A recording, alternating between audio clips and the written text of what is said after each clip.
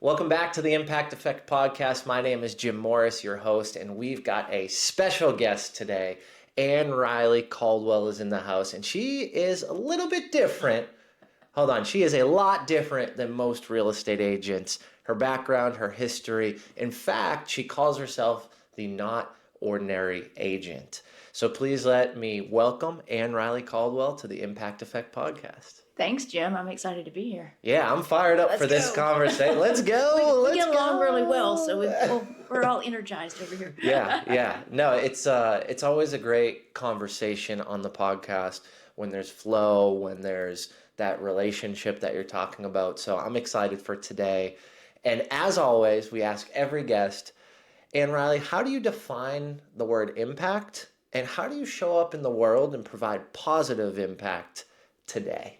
It has to be positive. Everything about you is positive. You're a glowing ray of light. Come on. Okay, there we go. I'm just kidding, people. Anyway, I like to give people a hard time in hopefully a funny way. Of course. So impact for me, even though I'm sitting here in front of a camera, it's not my forte. I like to be behind the scenes making things happen. So impact for me, I think, has pretty much always been trying to help other people accomplish what they want to accomplish. I try to make it more about them and less about me. Although, if I'm part of the equation, then it has to be a little bit about me. Of course. But I really get most excited watching other people succeed and watching other people have a positive outcome. And I've done that in multiple ways throughout my life. And, you always think about career first because that's easiest, but, hopefully in my personal life too. But the one word that I seem to come back to that people who know me well, I always ask for feedback, honest feedback from people that I trust, is I try to be encouraging. So encouragement is kind of the word that seems to circle back around. I'm not perfect at it, but I like to be encouraged. I've found that it really helps keep me moving forward and getting stuff done.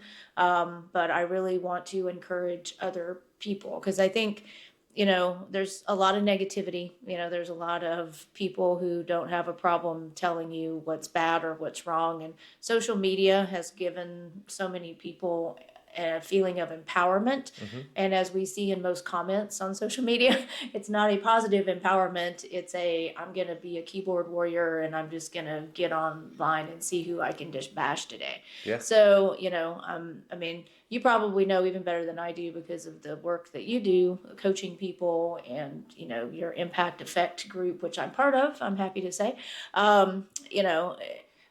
It's just a lot of depression out there, a lot of competition out there, a lot of comparison out there. Those things have always been around since, God created the earth. So there's nothing new, but I think we all agree that social media has just put it on steroids and just made it even easier. Social media can, like everything, AI, computers, internet, phones. You can use everything for good or you can use it for bad. Yep. It can be neutral, but I think most of the time it's good or bad. And it's up to each of us to decide if we want it to be good or we want it to be bad. I couldn't agree more. And this is why I was so excited to chat because the world's changing. AI, social media, all of those things are happening at rapid, immediate pace. Mm-hmm. And you can use them for the good, you can use them for the bad, and I agree. I think it's one or the other. I think, is there an opportunity for something to align neutrally? Yes, but it's so minimal. It's like, double greens on the roulette table, right? Like it's not happening often. Yes, it can happen. So I think that you're 100% correct. The other thing that really hit me with what you said, and this is actually the first time that someone's brought the word encouragement into the definition of impact on the podcast. And it's funny because I just did a training for a real estate group and I told the story of the Chick-fil-A founder. He has this famous quote that encouragement doesn't cost you anything, it's free. Oh, okay. And I was telling everybody I don't eat a bunch of Chick-fil-A, but I admire the founder for that. And that's the central point of his foundation within business, within his personal life, within friendships, mentorships. And I believe that's why they're so successful. Like, how do you get a chain of people to be so happy and polite? Right. Encourage them to do so. I know, right? In a positive way, so they can share that positivity outward. Oh, yeah. So when you were saying that, I was like, let's go. So where does that encouragement come from, Ann-Riley? Why is that so deep-seated in your soul, in your heart, and in your presence, in your perspective?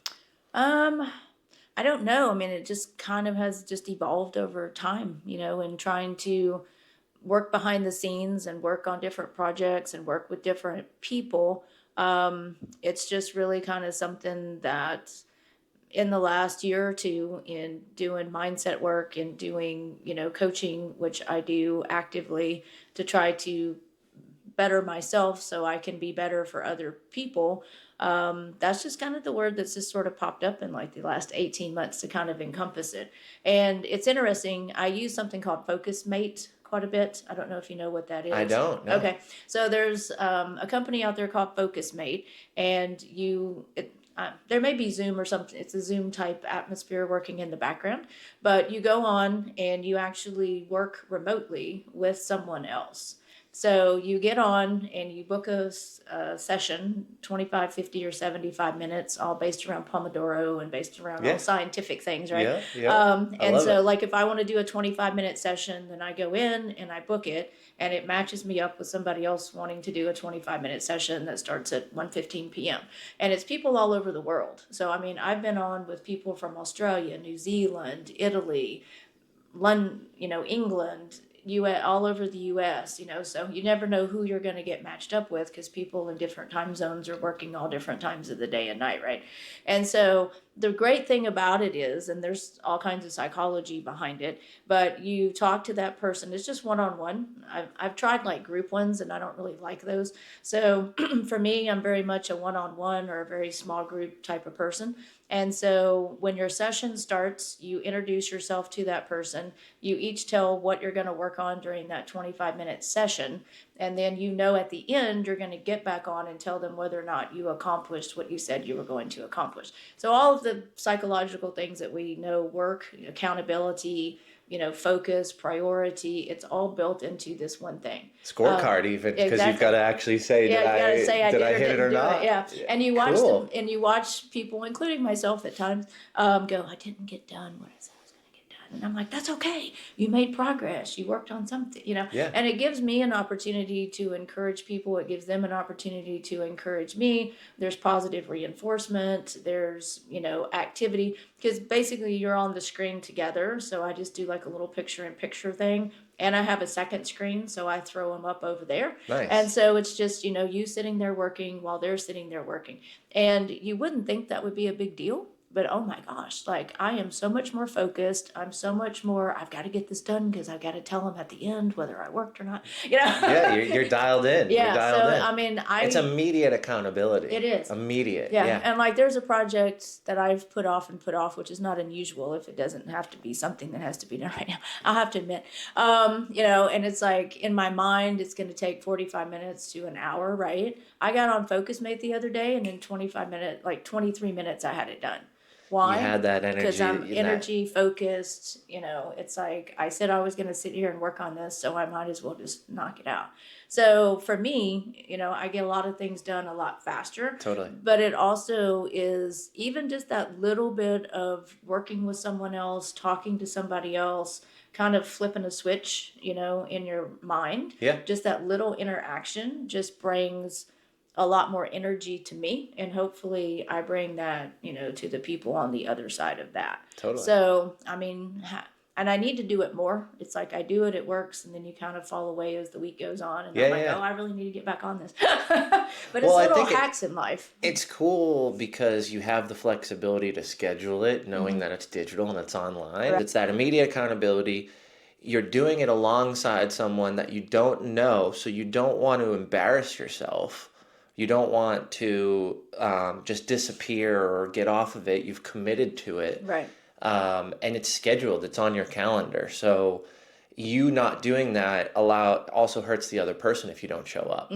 So it's like that immediate accountability of people that don't even know each other. That's a beautiful thing. Oh yeah. When you really think about it, Oh like yeah. that's a beautiful thing. Yeah. So how did you come across that? Well, I've been doing some research because, working by yourself, like I can get stuff done, but there's a lot more opportunities to procrastinate, a lot more opportunities to go watch TV, a lot more opportunities, I mean, you know how it is. Life. Yeah, it's life. And I just knew from coaching and from, I love to read and read research things and all that kind of stuff. I know that there's better ways to do things. And so I'm like, I know there has to be a way, because sitting in your house by yourself is not always motivating and encouraging. You're just like, okay, I'm sitting here by myself again. Because you don't have that interaction. You don't have that spark. You don't have like what's going on with us right now, right? Yeah. And so I'm like, there's got to be something out there.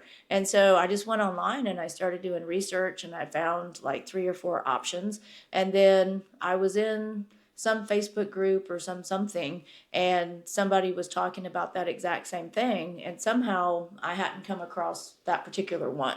And I'm like, okay, let me go look at that one, because I didn't really there's one out there, it's way more expensive, and it's more of a group setting. So you're on Zoom with like 20, 30 people. That's too much. And there's like a moderator who tries to ask questions and stuff like that. But it's like, so when I found Focusmate, and it's really cheap, guys, I was like, this is it. Like this one-on-one, this, very specific blocks. You can pick how long you want to work, and you can get on every 15 minutes. I mean, it's perfect.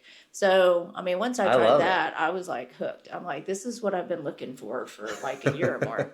So, what other tricks do you have up your sleeve for the audience? There's probably all kinds of things. I was gonna say. Well, the cool thing is Ann-Riley, you're proactive in AI. You use it. You're navigating new prompts, new tools, new solutions.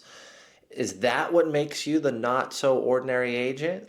Yeah. Tell us a little bit about AI and what you're doing and how that fits in with your brand and how you service your clients. Yeah. So I came up when I first got into real estate like 8 years ago. I went to a coaching session. I love coaching, as you can tell. I love to learn, so I'm like a lifelong learner. So, sponge, absorb it all. I'm a sponge. It's like, give it to me. Let's go.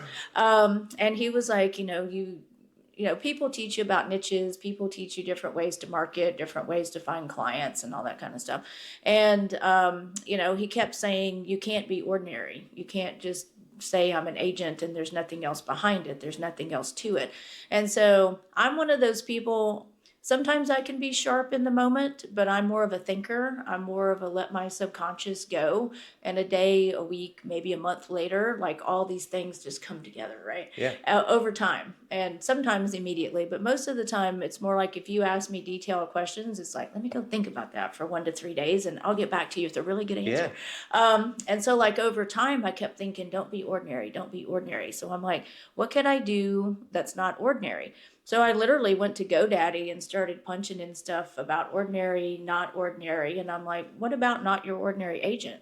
It was available. I'm like, all these people teaching you not to be ordinary, and nobody grabbed it, right? So I'm like, score, done, that's me.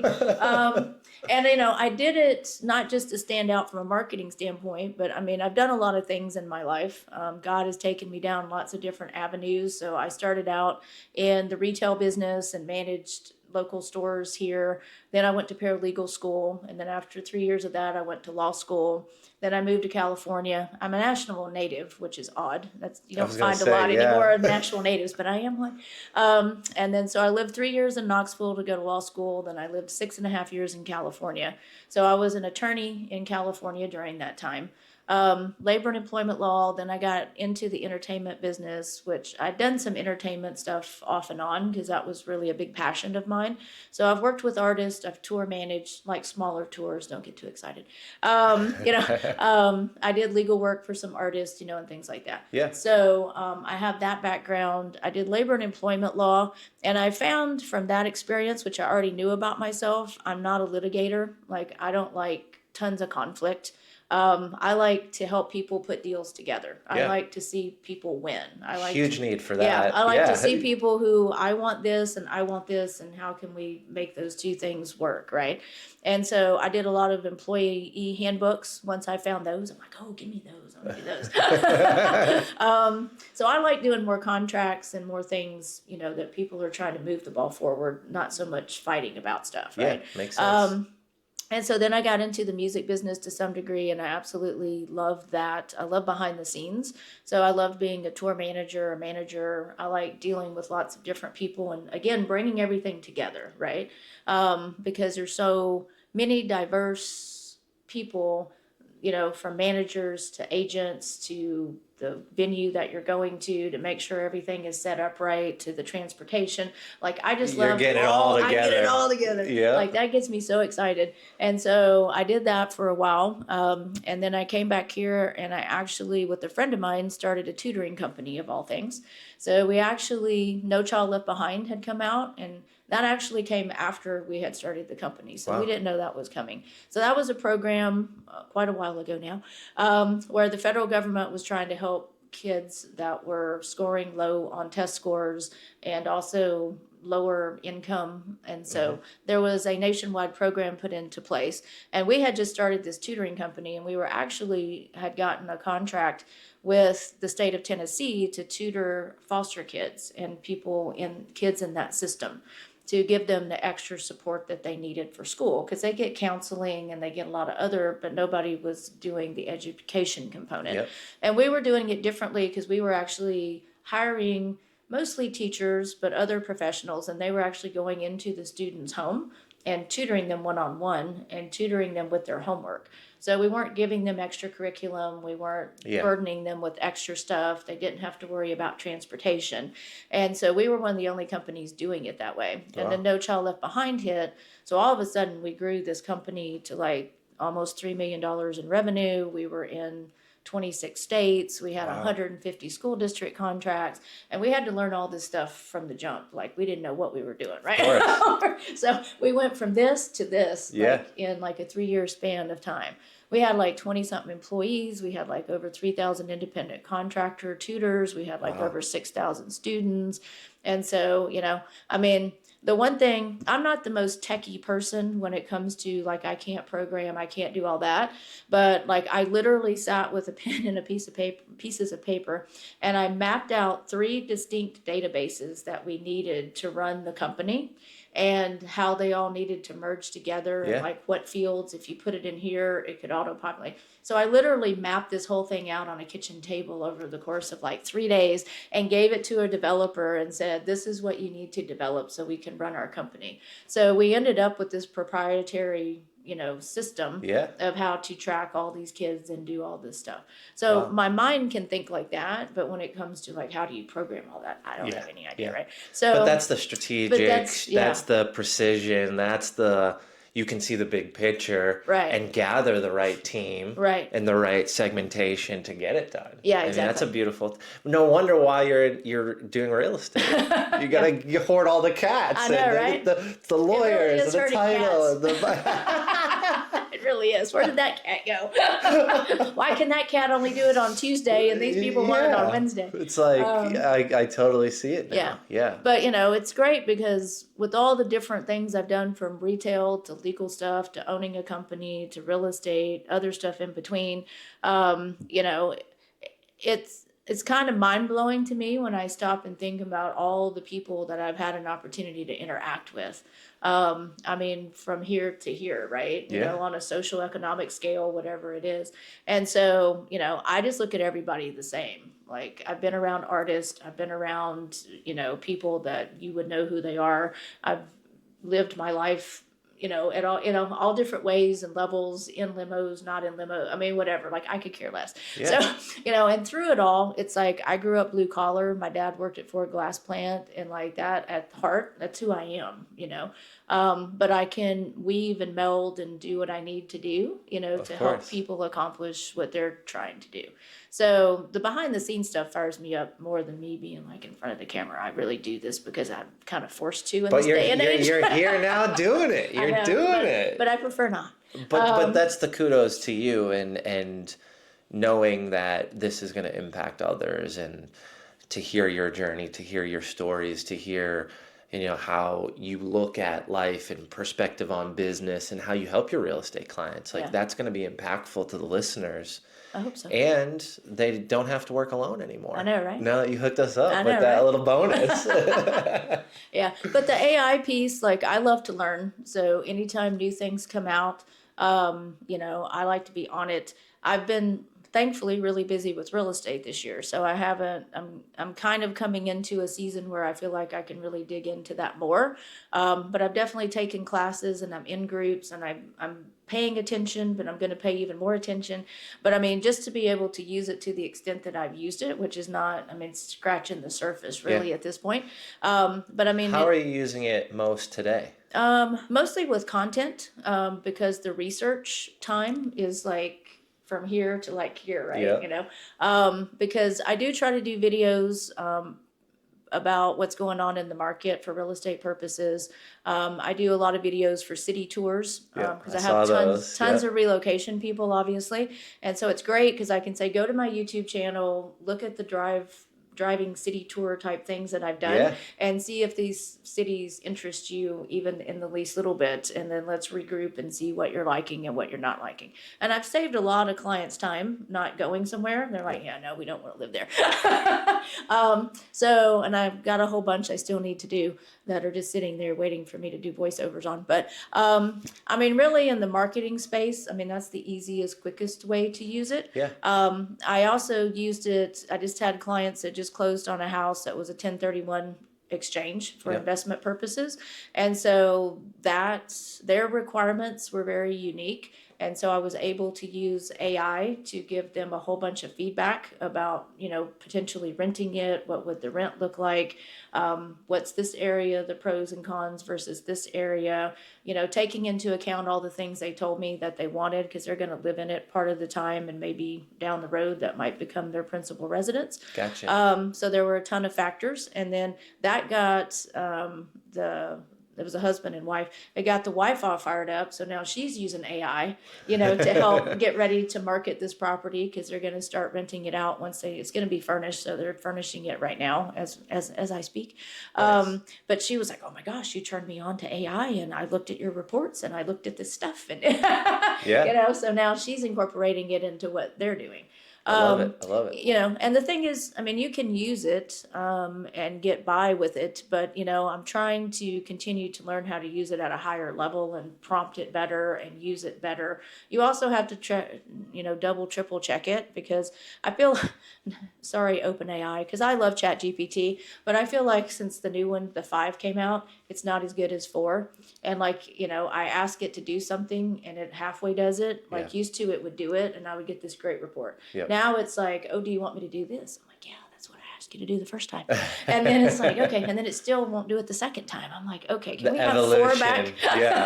The evolution sometimes isn't the best. It isn't the best. For sure. So sometimes it's frustrating, like with all technology, because it's still in its infancy. It's powerful, but I personally, and what little bit I've dabbled in it, I don't think it does a lot of the things at a high level that all these companies want you to think that it's already doing. So you have to be careful with it. You have to use it responsibly. Use AI responsibly, people. And double check everything, because it's not all going to be true. Right. There has to still be that human component. Yeah, exactly. And I think the people online that are selling you the fact that this just solves all the problems. It solves a lot of problems. Yeah. It gets solves you further a down lot the of road problems. faster, I would say. Yeah. But I haven't actually had a conversation with someone who can show me, I gave it this one prompt and it was perfect and it was accurate and it was sexy and it was a PowerPoint that was, that I clicked this and it downloaded and it was perfectly and in I didn't Google have to touch it. Slides, and it's just not It's not there. It's just not there yet. Yeah.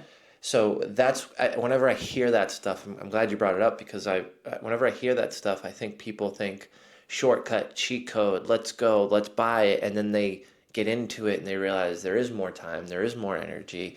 And the common thing in AI now is you need to buy more tokens or more opportunities to use it. Yeah, and you have to be careful with all that because people will sell it to you and it's probably not as powerful as they're telling you. It's probably not going to do all the things. A lot of things are behind firewalls and Yes. behind the recaptcha. Is that how you say it? Yep. Or behind, a lot of things we use in real estate. Obviously, you got to have passwords to get to them. You can't just, set AI off and it can't get there. It's True. like I'm blocked. I can't get in. I can't do what you want me to do. Speaking of AI and real estate, Yeah. did you see that Zillow has partnered with ChatGPT? Yes. What do you think of that? Here's what I will say, because, in talking to hundreds, if not thousands of people that want to buy and sell real estate, and many of them are very, very smart, there's having the data and then there's knowing what to do with the data. One example is I had a home listed and this couple came in, oh, I don't need an agent. Can you just show it to me? So I go over and show it to them. And they're like, well, why is this house $75,000 more than the house in the neighborhood next door? And that one has a basement and this one doesn't, and blah, blah, blah, blah, blah. So honestly, I used ChatGPT because I knew what to ask it and I knew like how to prompt it and I had information that I could add to it. Yeah. And so I did research between that neighborhood and the neighborhood right next door. And I ran out a whole report for them that I sent to them that explained this house is not as high a quality built house. It wasn't built by as good of a builder. Obviously, I already knew basements are not the same per square foot. I mean, if you want to use that as the easy way that people understand, the basement does not count as much as an above ground space. So a 2-story house is not the same as a 1-story house with a basement. True. And these people were excited because it had a basement, right? And so, so I sent them this whole report and I'm like, so that's somebody who's just looking at something at face value going, these houses look similar to me. Yeah. Why is this one $75,000 more than this one? Oh, there's a reason. There has to be that depth of knowledge Exactly. to take that data set, like you said, and say, okay, this, and this, typically 99% would say this, but there's that one factor that pulls it back. And Exactly. the basement is exactly it. An appraiser is going to give it 50% the value based on the square footage sub below rather than above. That's something that because you've sold houses, you've talked to appraisers, you've met them, you've had homes come in that appraised high, you've had homes come in probably that appraised $30,000 low in the crazy market 3 years ago. Yeah. Those experiences are undeniable. Yeah. And the knowledge and the understanding and the communication and the information and that data all has to flow through a cycle that only Ann-Riley knows because of the experiences she's had. Yeah. So, and that's the same thing with the internet. There's more knowledge. I mean, we don't need encyclopedias. We don't, it's ramping it up and it's adding more context to it than I think what we've had with just a Google search. But it's still, if you don't know how to interpret the data and you don't know how to compare it and you don't understand the ins and outs of it, it's still going to get you this far down the road, but you still need a professional, whatever it is, whether it's real estate, whether it's legal questions. I mean, if it's not something you do day in and day out, you still need somebody to get you that last, whether it's 5%, 10%, 25%, or even 50%, you know what I mean? And one of the things I think I do well is I take people, and not just real estate, but when you talk to people even on real estate about life stuff all the time, and they ask me questions. I have tons of clients that have older. You mean parents. You're an undercover therapist? I know, as well? right? Undercover therapist, and how do I deal with this? It has nothing to do with real estate. So I try to help as much as I can in all areas because I do have a very diverse experience. I have been an attorney. I work a little bit with an attorney now that does real estate and probate and estate planning. And I have tons and tons of clients that are older. And also I have a lot of people that have older parents and they're starting to have health issues. They're starting to have, mental issues, that are early onset. And people don't understand how to navigate any of that. And because of my experience, I can help navigate a lot of that type of stuff too. I can't give people legal advice because I'm a California attorney, not a Tennessee attorney, but I know stuff, right? Yeah. And so, I I think empower and encourage people to go get answers to questions that they're hesitant to do anything about, and give them a whole list of questions and try to help them find the right people if I'm not the person that can answer their question. Because I mean, I've just worked in so many different industries and been around so many different people. It's kind of crazy, like all this just random stuff that I know. So it's like, how can I package all that together and send you off to help you with that issue while I'm also over here helping you with something that I have expertise and can actually do? Because there's just a lot of nuances. There's, it's always easier, I have found for sure, that when you're in the situation, it's hard to give yourself advice, which is why you need outside counsel and outside people that you trust. So much easier for me to help other people, because I can see it more rationally and more logically, and I'm not emotional because it's not my parent, it's not my kid, it's not my whatever.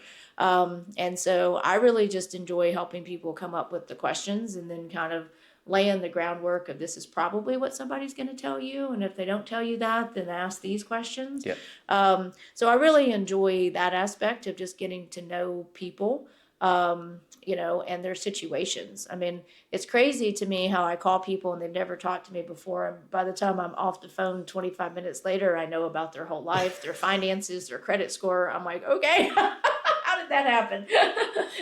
But I mean, I really want to know the why. Like, I'm not a big, let's just do a transaction and see you. I mean, there are some people, if they're truly seasoned investors and that's all they need, then that's great. Like, that's all they want. They don't care about anything else. Like, just help me get this deal done. Numbers. But I would say, 90+% of my clients, I want to know their why. I want to know their story. I want to know what is it you're trying to accomplish.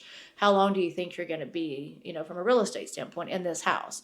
Are you ever going to want to turn it into an investment property? Do you ever want to invest in real estate later? Well, go ahead and talk to a lender about what that's going to look like.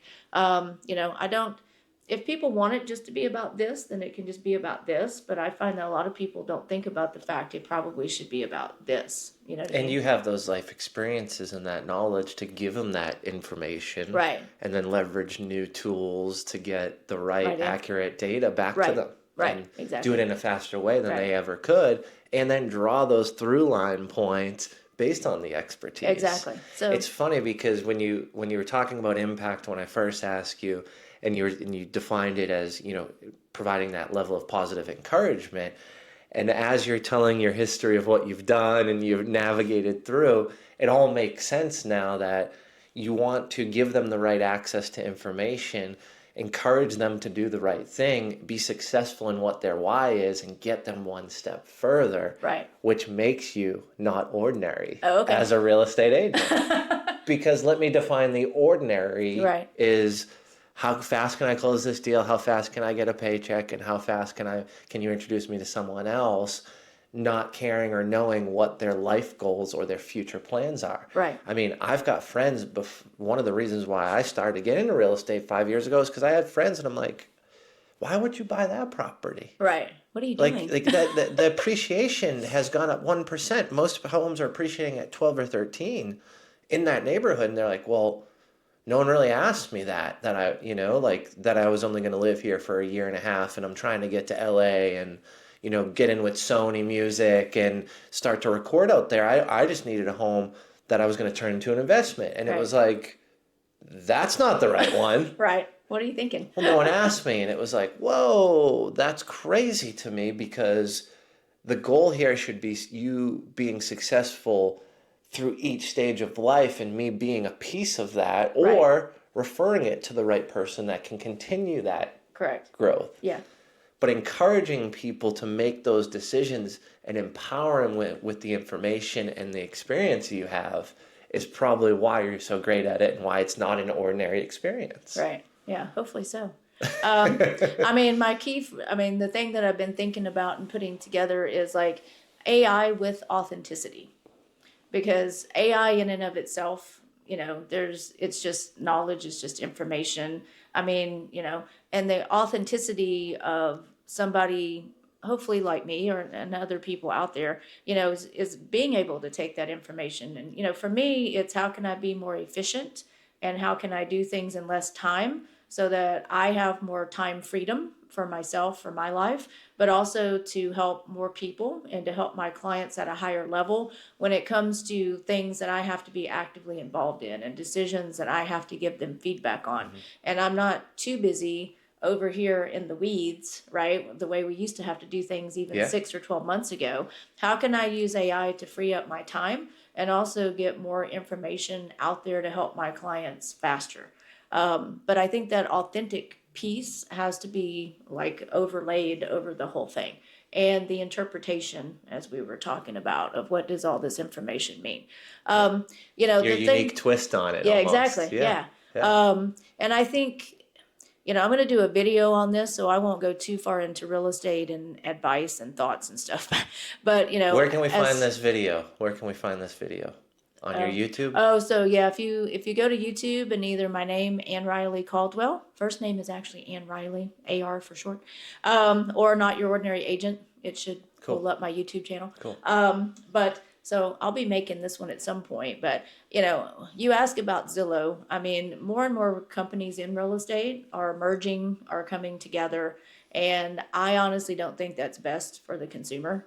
I think you see so many companies now making business decisions based upon their business, based upon their profit, based upon their stock, trying to get it to rise, shareholders and stuff.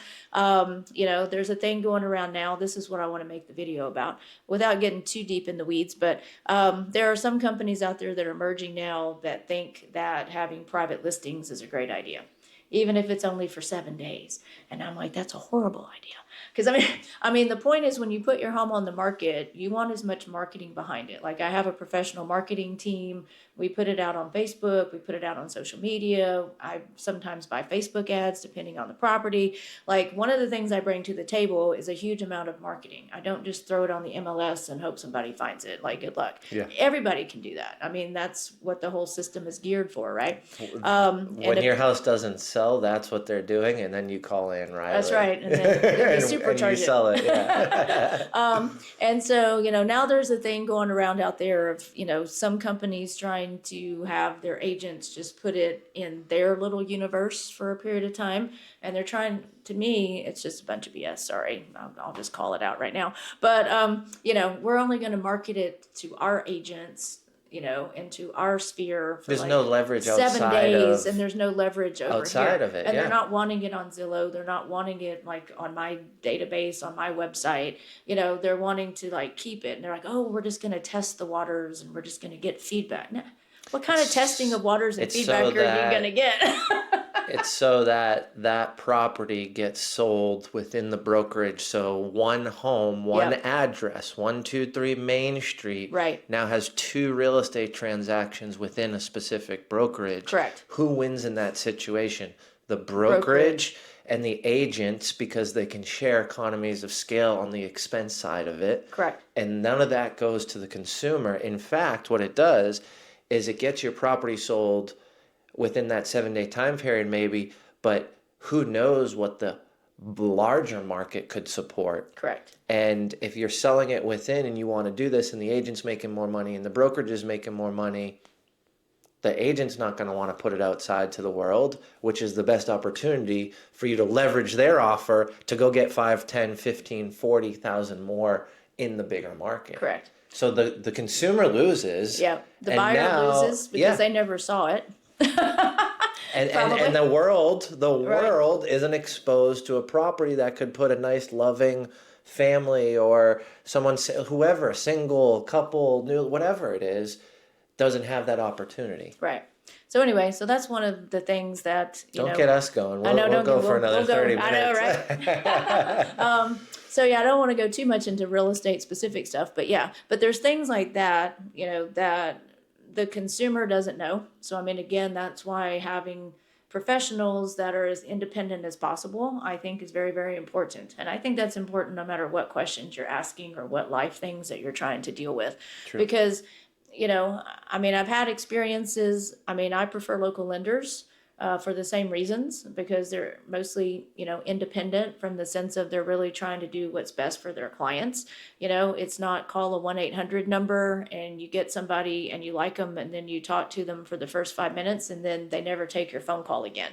And now you get passed off to like 6 other people by the time the transaction's over. And that first person who told you, oh yeah, we can close it in 21 days and we can get you a great interest rate, by the time you're done, it doesn't exist. And then when you tell their team, well, Brad told me that I could close in 21 days. They're like, what are you talking about? We don't close things in 21 days. Yeah. Well, now they've got all your stuff. You're already into the transaction. Now you got to make the decision of, do I take all my stuff and go start over with somebody else? And they really just kind of, to me, want to wear you out. So that you're just stuck in this huge pipeline. So let's just get to the end. And just get to the end. Let's just get to the end. Closed, and I don't care. We'll never do this again. And until the next time, and then you get sucked in, you do it. And that's not a good experience. Don't do it. Yes. And then people have a bad experience, and then they want to diss on all real estate agents and lenders and everything about the process.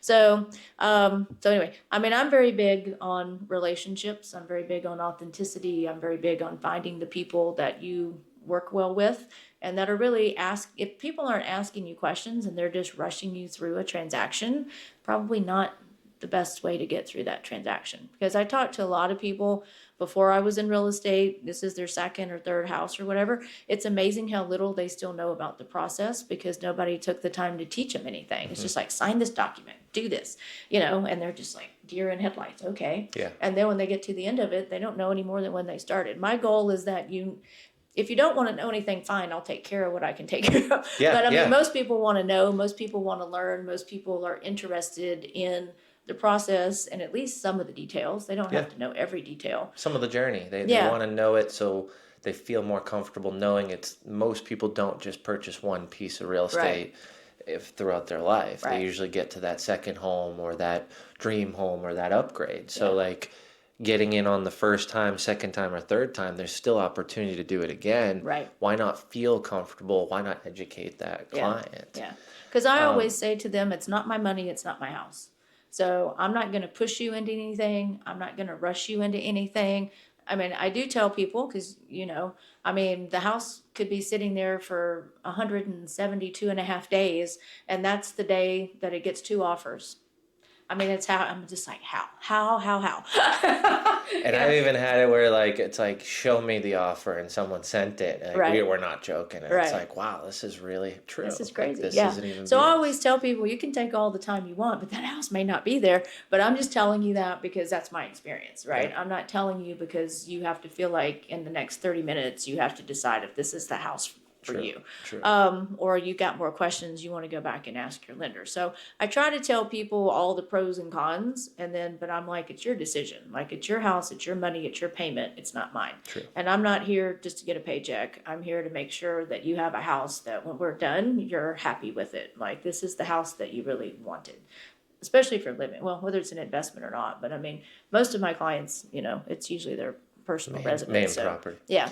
So as we wrap up, with all your experience, being a lawyer, tutoring company, growing a business, real estate, helping homes, relocation, some investors, primary residences, your definition of impact, you brought up authenticity, you brought up research, encouragement. Right. How does all that fit in to uniquely make you who's here today? I think that I've learned you need to enjoy the journey because we don't always know where we're going to get taken. Yeah. For me, I'm a Christian, so God has opened doors for me and introduced me to people that I never imagined. I say all the time because the tutoring company, we ended up selling it. It ended up being it was a stressful experience. No money, trying to start, this company. All of a sudden there's all this opportunity, going to banks, trying to get loans. It was just a whole huge process. Yeah. Learning most of the things I've ever done, I've learned them on the fly. I brought past experiences and knowledge, but I've done so many industries from the ground up. I'm very much a ground up person. I'm very much everything I've ever done, I've started at the bottom and I've worked it myself. So I understood it. Yeah. And then if I've continued to move up or continued to do things, that right there is a successful strategy for growth. Yeah. I mean, what you just said is gold. I think we're in a period of time where people don't want to learn it, understand it, navigate it. They want to get it quick. They want to get the answers, and then they want to tweak it and put the little effort in and make it and act as if it's something exemplary. Right. And it's not. Right. Because you have to go through those experiences. You have to see it. You have to understand what it's like to then be able to advise on it, to be able to expand it, to be able to grow it. I mean, you grew that company massively because you knew the interworkings and what the experience was, probably for several tutors, because you were tutoring, right? And it was like, well, how do we make this? And then you said you had like subcontractors and you had some internal people. Like, you have to know those experiences to build something of that stature and that big. Yeah. So, I mean, sometimes lessons don't come till later. So I don't purposely necessarily sit down and reflect as much as you as one of my coaches and mentors and other coaches and mentors tell me to. I have a harder time sitting there staring at questions, but it's more both conscious, but a lot of, I call it subconscious, like just letting my mind work in the background and then boom, all of a sudden, right? After weeks or months of thinking about something. Well, you process that way. I process that way. I think that's natural to you. It's very much like my wife. Like I'm very quick decision, a lot of risk. She's more like, and we had to talk through this of like, can I come back to you at 5:00 and we talk about it? And I'm like, that's in 10 hours, you know? And to me though, it's like, what? Like, what are you going to do for 10 hours? I could do a lot in 10 hours. I could get this going. But then she comes back with this well thought out, this extensive outlook, this perspective that I would have never thought of. Right. And in most cases, it's usually a way better outlook or perspective, or at very least, it's, okay, that makes sense. I don't think that we're at that stage or that phase, but that needs to go in the back of here. Right. So when because it's probably coming. When I see it, and it's now stored, and it's like, oh, that perspective. Yeah. So I think there's strategy in that, and you knowing that's how you work. Like for us in our marriage, we had to work through that and figure that out. Right. It's so much better now that we know that. Right. And and you know that about yourself, you can operate at the level that you're most inclined to. I think that's a beautiful thing as well. Oh, yeah. So a lot of self-reflection. I mean, a lot of truly asking people that I trust, give me your honest feedback. Because lots of people don't want that. Lots of people are like, "Oh, no, don't," they don't want to look in the mirror. They don't want anybody to tell them anything. I mean, two words that have come up more in relation to somebody else in my life, but I try to learn from all that too, is courage and curiosity. Not to keep going for too long, but it's like when we get ready to make decisions, we hesitate, we hold back. There's fear there that we're trying to overcome. I mean, all the natural emotions, right? Yeah. And so courage is very important, obviously. And, to think of things like, okay, do I have the courage to do this? Can I work through all those phases? Am I going to be able to deal with all the things that are going to hit me if I step out and I do this? True. And then curiosity was an interesting word to me because, humility is something that is not commonly openly discussed. And humility is one of the traits I feel like that we should have. 100%. And one of the things I put together this year too is if we stay curious, if we keep learning, if we keep asking questions, then that keeps you humble. Because there's confidence, which is a good thing, and then there's ego, which is not a good thing. And so if you're not curious, if you're not willing to ask questions, if you're not willing to learn, then you probably have an ego problem that is going to limit you at some point. And if you stay humble, if you stay curious, you have to stay humble because you're automatically saying, I have more to learn. Yeah. I have more questions to ask. I have more things that I need and want to know.